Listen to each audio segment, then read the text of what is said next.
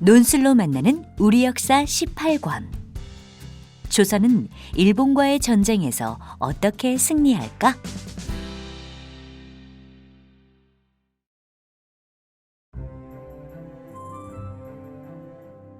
여는 이야기. 조선이 건국 이래 200년 동안 문을 숭상하며 전쟁 없이 안정을 누리는 동안 이웃나라 일본에서는 내전이 계속되었습니다. 밤낮으로 글만 읽던 조선과 달리 당시 일본은 100년이 넘는 기간 동안 계속되는 내전으로 잘 훈련된 군사들이 많았죠. 명예를 위해서라면 할복도 주저하지 않았던 무사의 나라 일본에는 용맹하고 충성스러운 무장들이 전국에 가득했습니다. 가난한 농부의 아들로 태어나 혼란스러운 일본을 통일한 도요토미 히데요시는 너무 자신감이 넘쳐 이참에 조선을 거쳐 아예 대륙까지 집어삼키려는 욕심을 품게 되었습니다. 결국 1592년 4월 13일 조총으로 무장한 15만의 일본군이 바다를 건너기 시작합니다. 조선은 오랜 기간 문을 숭상하고 물을 업신여긴 결과 군대의 기강이 해이해져서 각 지방에는 제대로 훈련받은 군사가 없었을 뿐만 아니라 병기도 모두 녹슬어 쓸모가 없게 되었습니다. 물론 아직까지 조총도 없었습니다. 고려 말에서 조선 초에 개발되었던 여러 종류의 화약 무기도 이제는 각종 국가 행사에서 불꽃놀이를 하는데 사용되고 있었죠. 과연 조선은 이 위기를 어떻게 극복할까요?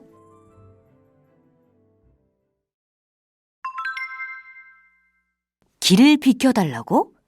과연 일본의 속셈은? 일본 육군 얼마나 강했을까? 1590년 도요토미 히데요시는 뿔뿔이 흩어져 있던 나라를 하나로 통일합니다. 100년 동안의 기나긴 전쟁이 끝이 난 것입니다.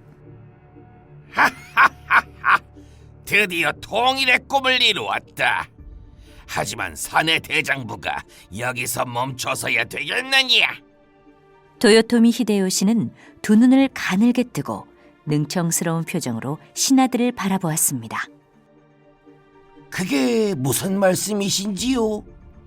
저 넓은 대륙으로 진출해서 이 도요토미 히데요시가 얼마나 위대한 인물인지 온 천하에 알려야 하지 않겠느냐?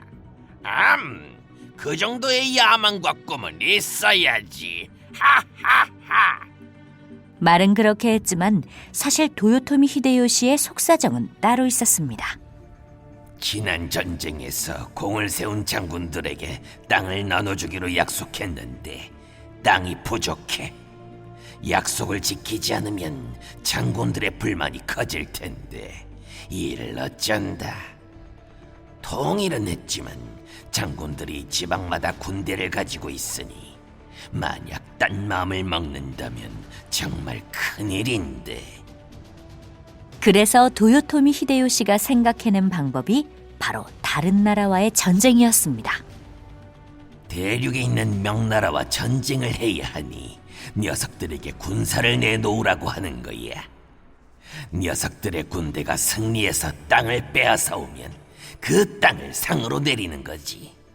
만약 싸우다 거기서 죽으면? 그래, 그러면 상을 내릴 필요도 없고 골치 아픈 녀석들도 이참에 없어지니 일석이조지. 바로 그거야. 역시 나는 천재야. 며칠 후 일본의 오사카궁에서 회의가 열렸습니다. 그래, 대륙 진출에 대한 정보를 알아보았느냐? 도요토미 히데요시의 질문에 한 신하가 무릎으로 한 걸음 나아가 아뢰었습니다. 예! 지금 명나라는 당파 싸움이 심하고 부패한 환관과 관료 때문에 나라의 힘이 크게 약해졌습니다. 반면 지금 우리 일본군은 세계 최강입니다.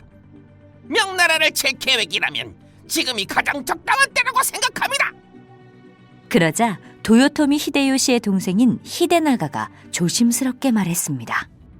하지만 명나라까지 어떻게 간단 말이오? 배를 너무 오래 타고 가면 군사들이 지쳐서 싸우지 못할 것이오. 명나라로 가기에 아주 좋은 길, 가까운 조선이 있지 않습니까? 지금 조선의 조정 대신들은 백성들을 돌볼 생각은 않고 제 밥그릇 챙기기에만 바빠 벌써 백성들 마음은 뿔뿔이 흩어져 있습니다. 게다가 200년 동안이나 전쟁이 없어서 군사 훈련도 안 되어 있을 뿐만 아니라 무기도 다 녹슬었답니다. 아직도 옛날에나 쓰던 활과 창을 가지고 있지요. 서양에서 들여온 우리의 조총으로 싸운다면 성산이 있을 거라 생각됩니다. 지금까지 가만히 듣고 있던 도요토미 히데요시는 천진난만한 표정으로 고개를 끄덕거렸습니다. 좋아. 조선을 먼저 치고 명나라로 간다. 그렇다면 조선으로 들어갈 방법은 무엇이냐? 예! 전라도 쪽으로 들어가는 방법과 경상도 쪽으로 들어가는 방법이 있습니다. 어느 쪽이 좋겠느냐? 둘 다 이용해야지요. 먼저 경상도 쪽으로 들어가 육지에 닿으면 한성을 향해 대각선으로 공격합니다. 이때 세 방향으로 나누어서 동시에 공격하면 조선은 미처 준비할 틈도 없이 무너질 것입니다. 좋아, 계속해봐. 예! 전라도 쪽은 수군을 이용하면 됩니다. 이 지역은 조선에서 곡식이 가장 많이 나는 곳입니다. 따라서 먼저 수군이 이곳을 치고 들어간 후에 많은 군량을 확보해 서해로 옮겨줍니다. 그런 다음 백기를 이용해 북쪽으로 실어나르는 것이지. 조선의 식량으로 전쟁을 치를 수 있으니 이보다 더 좋은 방법이 있겠습니까? 좋아, 당장 조선으로 떠날 준비를 한다.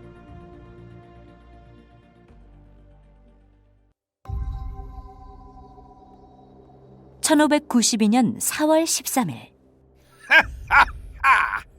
이제 천하가 이 도요토미 히데요시의 발날에 무릎을 꿇게 될 것이다. 도요토미 히데요시는 장군들을 향해 목소리를 높였습니다. 모두 들어라. 이번 싸움에서 공을 세운 자에게 조선의 땅을 나누어 주겠다. 모두 분발하도록. 가을 하늘의 새하얀 철새떼처럼 도요토미 히데요시의 꿈을 펼치기 위한 배들이 나고야 항구를 떠나 천천히 움직이기 시작했습니다.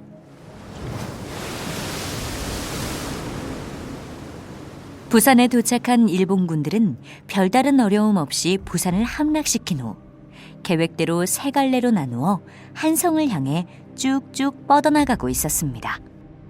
카카! 제1군 고니시 유키나가 부대가 승리하였습니다. 경상도의 수군을 거느리고 있던 박홍과 원균이란 자가 겁을 먹고 도망갔답니다.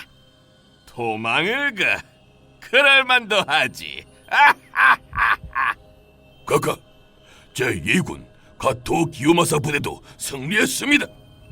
제3군 구로다 나가마사 부대도 승리했습니다.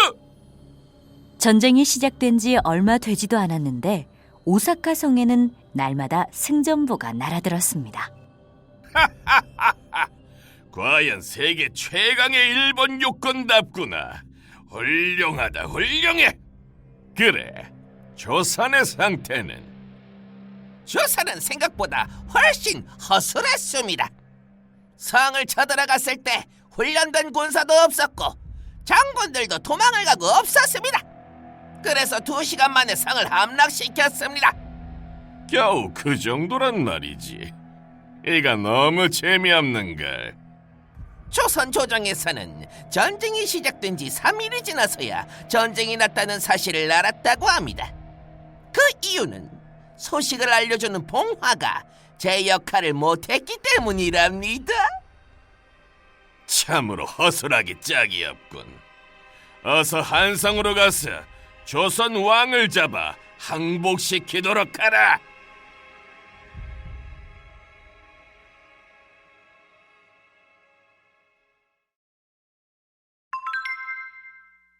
조선의 도성 한성이 불타버렸다고? 조선의 수군은 그렇게 만만하지 않을걸? 카카, 한성을 손에 넣었습니다. 전쟁 시작한 지 꼭 20일 만입니다. 그래, 조선 왕은 잡았느냐? 그것이 조선 왕은 벌써 도망가 버리고 한성은 불바다가 되어 있었습니다. 뭐라? 불바다? 대체 어느 놈이 불을 질렀단 말이냐? 장군들에게 선물로 줄 한성 땅이 불타버렸다는 말에 도요토미 히데요시는 화가 났습니다. 조선 백성들이 지른 것이옵니다. 그러자 도요토미 히데요시가 고개를 갸우뚱하며 물었습니다. 아니, 조선의 백성들이 왜 불을 질렀단 말이냐? 조선 왕 때문이옵니다. 조선 왕은 우리가 한성으로 쳐들어온다는 소식을 듣고 100명의 신하들과 함께 북쪽으로 도망을 쳤습니다. 그 사실을 안 백성들이 배신감에 분노해 경복궁, 창덕궁, 창경궁으로 몰려가 불을 질렀습니다. 그리고 노비들은 관리들이 도망간 틈을 타서 노비 문서를 복원한 장례원을 불태워 없앴습니다. 그동안 조선 백성들이 조정에 대해 불만이 많았던 모양입니다. 백성들의 마음이 떠났구나. 참으로 재미있는 일이군.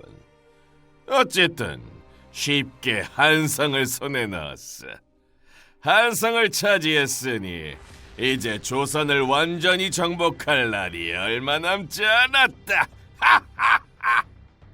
일본의 부대는 60일 만에 평양까지 올라갈 수 있었습니다. 선조는 추격해오는 일본군을 피해 평양을 떠나 더 북쪽으로 도망치고 있었습니다. 그 소식을 들은 도요토미 히데요시는 웃음을 지었죠. 이제 서서히 명나라로 들어갈 준비나 해야겠구나.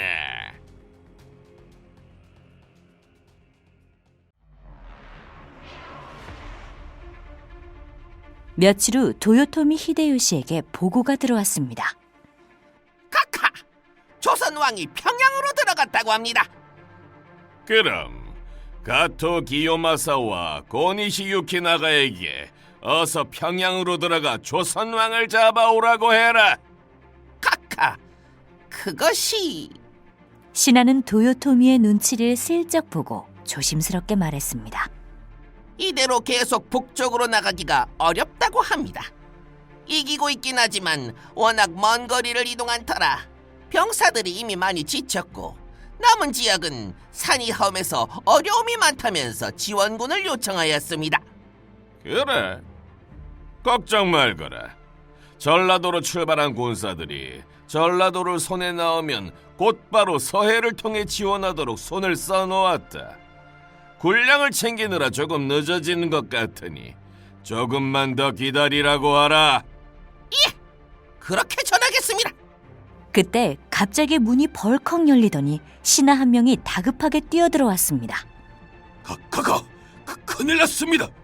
전라도로 가려던 우리 수군이 옥포에서 조선 수군에게 당했다고 합니다. 뭐야? 도요토미 히데요시는 자리에서 벌떡 일어났습니다. 아니, 어떻게 그럴 수가 있단 말이냐? 거기서 패배하면 전라도로 어찌 들어간단 말이냐? 전라도가 얼마나 중요한지 몰라서 그러느니? 경상도에서 쉽게 이겨 조선을 너무 얕보았던 게 화근이었습니다. 게다가 배를 26척이나 잃었습니다. 이런 멍청이들! 도요토미 히데요시는 화가 끓어올랐습니다. 어느 놈이냐? 감히 어느 놈이 겁도 없이!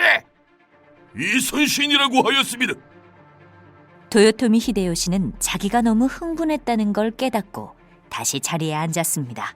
책임은 전쟁이 끝난 후에 물을 것이다. 남은 군사들은 다른 부대로 보내 아군을 돕도록 하라. 예, 카카. 며칠 후 또 다른 신하가 뛰어들어왔습니다. 큰일 났습니다. 또 무슨 일이냐? 도요토미 히데요시는 짜증이 났습니다. 신하는 잔뜩 겁먹은 얼굴로 무릎을 꿇고 예를 갖추었습니다. 카카, 사천포에서 우리 수군이 조선 수군에게 당했답니다. 뭐야? 이번에는 또 어떤 놈이냐? 조선 수군장 말이다. 예, 이순신이라 들었습니다. 또 이순신? 그자가 대체 누구란 말이냐? 도요토미 히데요시는 그제서야 상황이 심상치 않다는 것을 깨달았습니다. 이순신은 전라 좌수사라는 관직에 있는 자인데 다른 장군과 달리 전쟁 준비를 철저히 한 듯합니다. 군사들도 아주 훈련이 잘 된 솜씨였습니다. 게다가 이상한 배를 가지고 출동했는데 그 배 이름이 거북선이라 합니다. 그 거북선 입에서 화포가 뿜어져 나왔는데 위력이 대단했답니다. 그리고 우리 군사가 배에 올라타지도 못하게 설계되어 있다고 합니다. 전술도 대단했습니다. 여기 거북선에 대한 정보입니다. 신하는 무릎으로 걸어 나아가 두 손으로 편지를 올렸습니다. 편지에는 거북선에 대한 자세한 설명이 있었습니다.